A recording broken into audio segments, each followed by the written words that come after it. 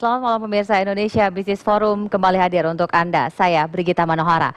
Ketika kita bicara mengenai rupiah di tahun ini, dampak dari virus corona atau COVID-19 ini menyebabkan rupiah sempat mencapai angka 17.000. Tentu saja ini mengejutkan banyak orang, tetapi beberapa pihak sudah memprediksi kondisi ini akan terjadi dan bahkan bisa terus memburuk.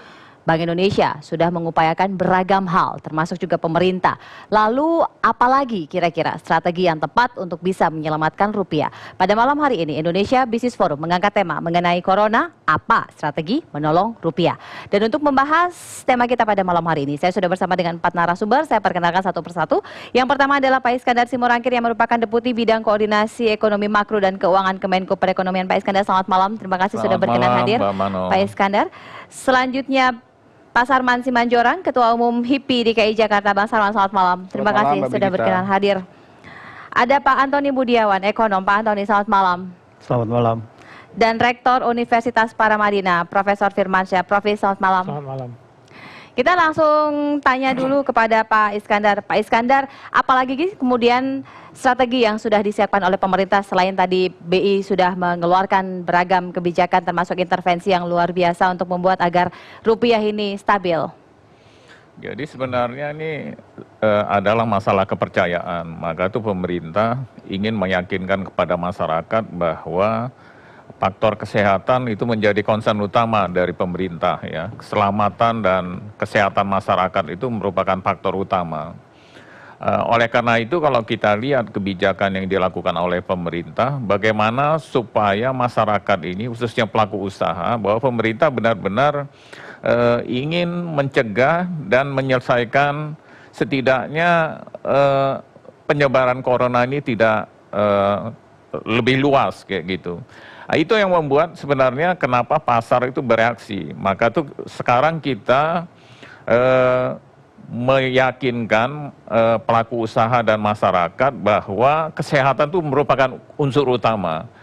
Maka itu kenapa pemerintah selalu, misalkanlah seperti kita sekarang ini, physical distancing, itu penting untuk mencegah penularan corona itu.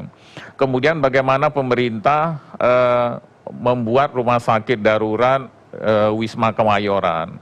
Kemudian beberapa lama lagi akan selesai rumah sakit corona yang di Batam, ya. Kemudian juga kesiapan dari masing-masing rumah sakit dari seluruh Indonesia.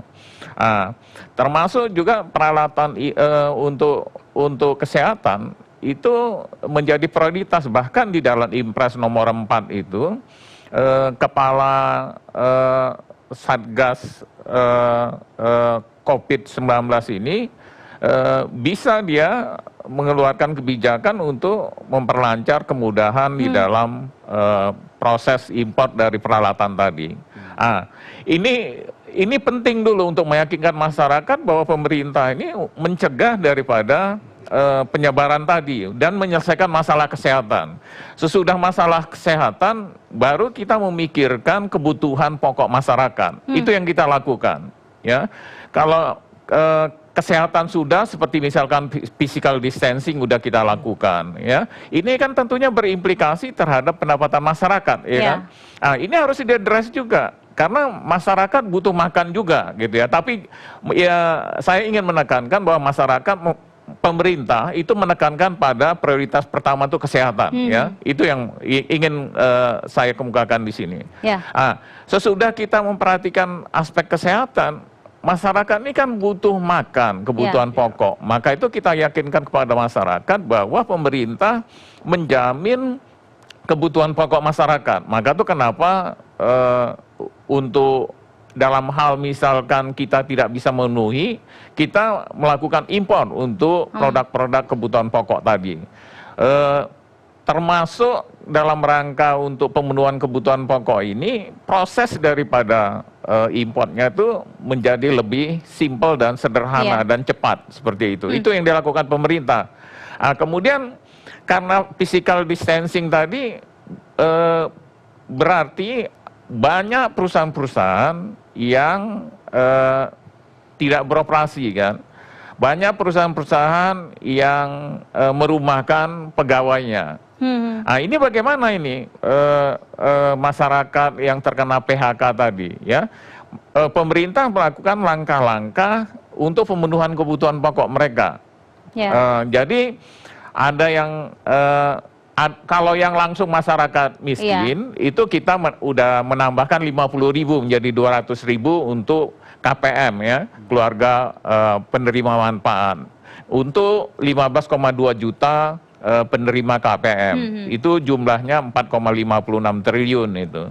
Kemudian juga kita menggelontorkan yang bantuan langsung tunai, baik itu melalui kartu prakerja. Kartu prakerja ini maksudnya sambil karena mereka di PHK, ya, khususnya untuk sektor-sektor informal dan UMKM ini, itu kan banyak tidak melakukan bisnis usaha itu. Mereka akan mendapatkan honor, ya, di dalam pelatihan sambil menambah skillnya ketika suasana corona seperti ini. Mereka dilatih tetapi juga diberikan bantuan tunai untuk mereka, untuk kebutuhan mereka sehari-hari. Dan selain itu juga kita memberikan yang sekarang masih berupa yang di PHK gitu. Ini yang di PHK oleh Jamsostek.